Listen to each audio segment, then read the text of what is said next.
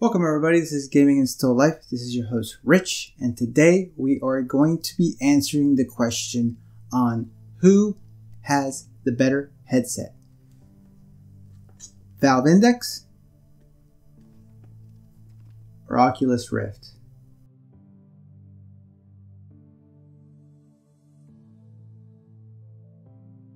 So, first thing we want to get out of the way is price. Now, the Valve Index goes for $1,000. It is an enthusiast grade headset. It's premium. It's what everybody was waiting for. Valve's latest creation. Now, what do you get? You get a headset, 2 controllers, 2 trackers, wall mounts, and cables. Now on Rift S, this is Oculus's latest answer to the VR wars. It's $399. You get a headset and 2 controllers and the cable that you hook up to the computer. Now the panels. Both of these headsets use LCD panels. Index has 2 LCDs running at 1600 by 1440. Rift S has 1 LCD panel to save cost at 1280 by 1440. 1440 by 1600 and 1280 by 1440. Is that a big difference? Really, on paper it looks big, but in reality, it's not that much of a difference. Now, what you have to remember though, is these aren't just your regular LCD screens. These are fast switching screens. They also have 3 subpixels. What is 3 subpixels? Just know this. It gives you less screen door and it fills in where other headsets previously you could see the black in between the pixels, in between the color. So that 3rd subpixel makes a huge difference, but you get it in both headsets, except for this one has a little bit more resolution and has 2 separate panels. Refresh rate. This is where things get a little interesting. Oculus went ahead with a locked 80 frames per second with an 80 Hertz display inside their headset. Index, Valve decided to come out with a headset that could run at 80, could run at 90 Hertz, can run at 120 Hertz, and 144 Hertz, as long as you have the rig to push it. So, if you have an older computer, you can set it to 80 and get better performance out of your games. And then once you upgrade, then maybe you can start going at 144. Now, what's really important about the Valve Index is that they got the pixel persistence down to 0.33. What this does is it eliminates, it gets rid of motion blur, which was one of the biggest problems with the older headsets that use OLED displays. Now, OLED looked beautiful, but it tended to oversaturate some of the colors. Now we get into a more interesting part. Field of view. How much of the game world am I seeing in VR? Am I looking through a small hole? Or is the world opened up to where more of my peripheral vision is in view? Both of these headsets have a very large sweet spot. I would guess that on the Rift, it's almost 40% of the lens is the sweet spot. So when you put this thing on, right away, it's going to look clear.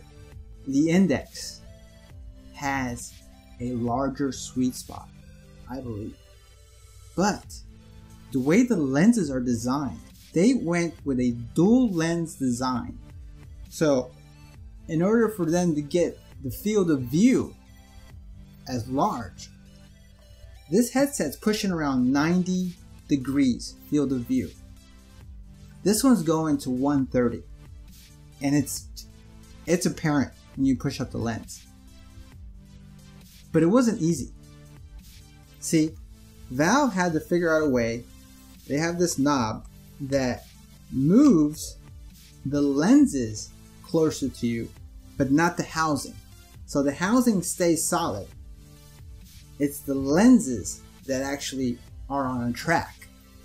Now, where we get into is the controller technology. Valve Index went with a sophisticated controllers. Now these controllers are like nothing there is on the market. They fit like a glove. You can tailor make them. You can tailor for a different size hand. If you have a smaller hand, you put this down towards the bottom. If you have a bigger hand, you just move it towards the top. Now, once you get the settings right, it feels almost like a glove. It hugs this part right here of your knuckles. And it has capacitors to know whether my hand is open or closed. Now, I get a thumbstick, I get a trackpad, and I get buttons. Now, what do we get with the touch controllers? We get a minimalistic design. It's very light. It feels like a feather in your hand. And I'm used to this by now. I'm used to like holding things with my bottom of my hand. My two little fingers are always holding the controller. But I have the immediate response from having a button. See that? Now with this, I rely on a sensor mechanism that knows if I'm gripping and how hard I'm gripping. Now, sounds futuristic, doesn't it? Oh, it is. This is next gen stuff. But it's also first generation next gen stuff. So I've noticed in some games it works pretty flawless. But in other games, not so much. Like today, I did a Let's Play with Contractors VR. And there could be some parameters, but my controllers were at 24%, 25%, 26%, let's say. But that should be enough for the controllers to work well. And I don't think it was a problem with the controllers. It was a problem where there was a slight delay. So when I would let go of my gun, it wouldn't let go right away. Sometimes I would let go and I'm already reaching for a clip or something and my gun is dragging towards me, thinking I'm still kind of holding on to it for a second. And that split second can really throw you off in a competitive game, especially when people are shooting at you. So I immediately after I did that, I set up my Rift and I played on the Rift. And what did I notice? Well, of course, something that I've been using for over a month, I'm going to be more used to than something I've been using for a weekend. But I can't deny that there was a noticeable delay. Now, could that just be software related and immaturity of the software? I believe that's so. I believe that Valve knows what they're doing and they'll get it down. And it is an interesting concept, but it takes a little bit of getting used to. They use batteries inside these. You just pop one out, AA battery, runs in, put another one in. I use rechargeables, works fine. I get about 16 hours out of one of these.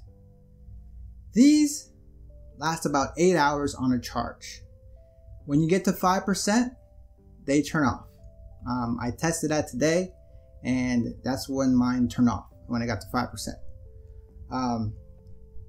I'd rather have the batteries, just because sometimes you don't have them charged and you want to just play, and now you have to wait for your controllers to charge up because you forgot to charge them last night.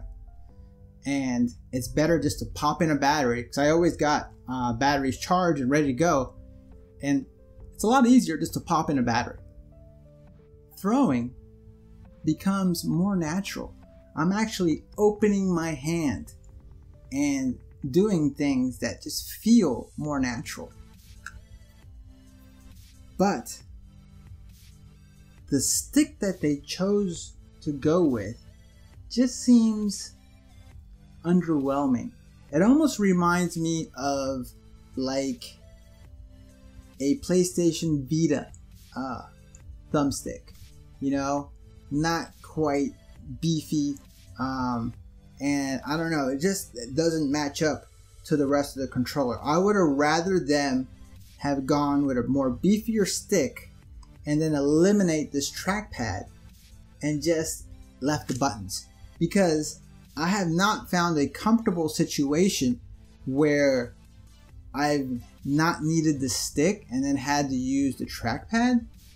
Some games are actually mapped to the trackpad, where when you just start the game, it doesn't recognize the stick at all. You have to go into bindings to find somebody that hopefully made a binding that will work with the sticks, because most of the games don't have that natively implemented into the games yet.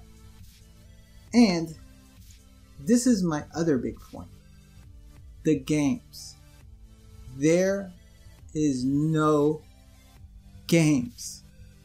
Where are the games, Valve? I understand. There's still many people that want to buy the headset. But come on. Give us something. You know? You should have had something day one. Imagine Nintendo coming out with their new system and not having a killer app to go with it on day one. What is going on there? Okay, I know it's coming. And I know it's coming this year. And I'm going to look forward to it for the holiday season. But it's just kind of confusing. You could have thrown us something. Anything. Now, the Valve Index has 4 methods of adjustment.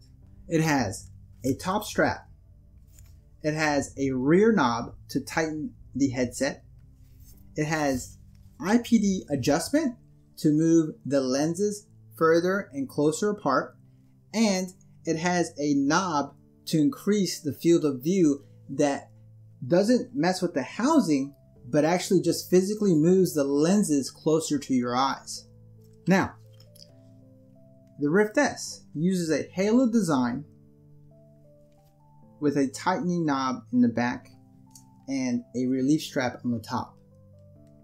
It has no IPD adjustment, but it does have an adjustment to move this whole housing closer to your eyes, similar to the PlayStation VR design. The cord during gameplay feels noticeably uncomfortable on this headset after I've been playing the Index. I don't know if it's because of where it's hanging or what, but on the Index, I feel the cord a lot less. Oculus decided to go with an open ear design. They did away with the headphones and they are channeling the sound through the plastic head strap and then piping it through 2 little holes down to your ears. Valve Index decided to go with an off-the-ear, high-quality speaker system that just projects the sound in 3D spatial. They both have 3D spatial, but it just sounds magnificent on this headset. Tracking. Valve Index went with their new 2.0 lighthouses, which can be put 4 of them to allow for a larger VR space or more complicated arranged VR spaces. Rift S decided to go with a inside out design, which uses 5 cameras strategically placed around the headset, which they call Insight. Now, it works really well, and until a few days ago, since update 1.39, the tracking is 100% improved than it was originally when the headset first came out. Recommended specs: GTX 1060 or an AMD Radeon R9 480 or better. On the index, GTX, they recommend GTX 1070, but you might be able to get away with a 970 or better, or an AMD RX 480 minimum. But I would go for the higher the better. They both use a display port, but the difference is that the index has a power cord that ends at the end. Now, I want to see whose cable is longer. So we will go and we are going to measure the cable and see who wins the cable wars. So this is the end of the Rift S, and this is the extra cable that you get with the index. And you also get an extra cable that hooks into this that goes into a plug in the wall for power. Also, the index has 2 additional cameras that it uses that are very, very good cameras. They're color and they produce a very high quality image. And it includes a space on the front that they call the frunk, that you can add a USB-A expansion or all kinds of different things that you can do, the community can do, that the Rift S does not have. As far as comfort is concerned, both headsets are extremely comfortable, but this one is noticeably lighter. But my biggest gripe that I have is this headset, once you put it on, it's on. It is on like a vice grip, but it's made out of really, really super comfortable material that just hugs your face.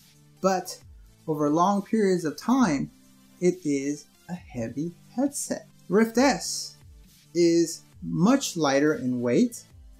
It feels almost like a feather, but the cord feels like a ton of brick dragging.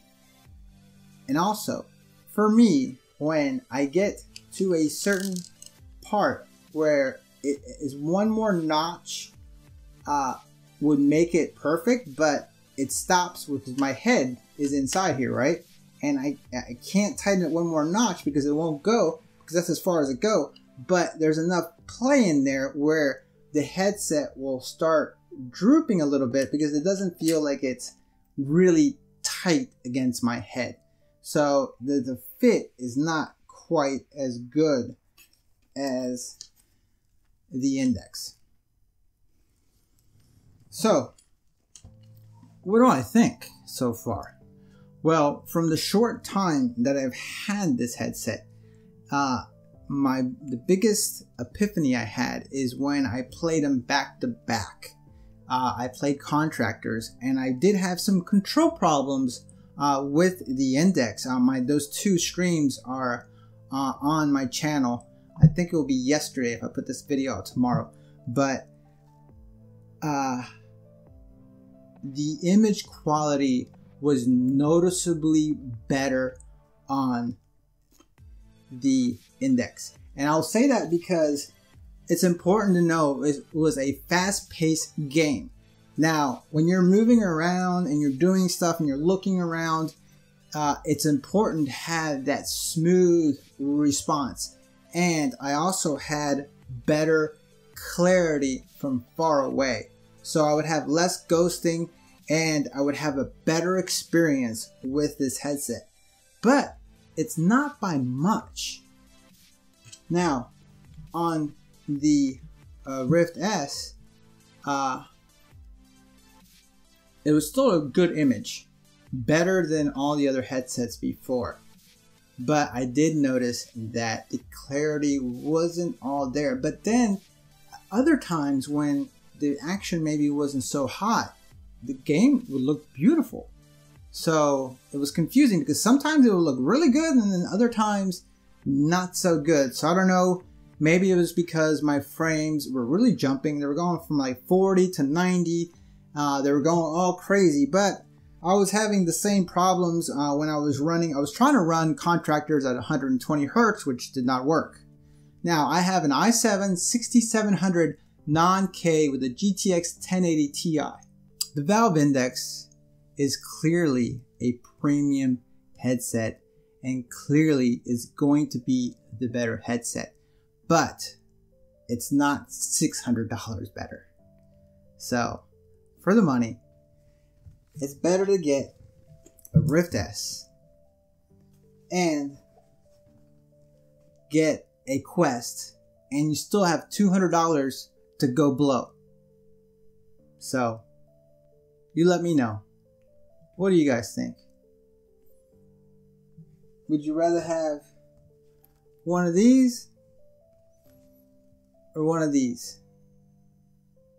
You know, if it was a perfect world and they were the same price, of course I would go with this, you know? But this ain't a bad choice either, and it's not a perfect world, and this is a great option. So, I love VR, and I want more people to be able to enjoy and experience what we experience as VR enthusiasts. And I want more people to hear this message. And the more people see it, the more people are like, wow, that looks pretty fun. So hit that like button so more people can experience VR, and have an awesome time. Because it's a great time to be a VR game enthusiast. Because we have so much to choose from right now. We just need some games. You guys have a great night. Remember, thank you very much. If you want to continue seeing Quest, Valve Index, Oculus, I'll give it to you. You guys have a great night.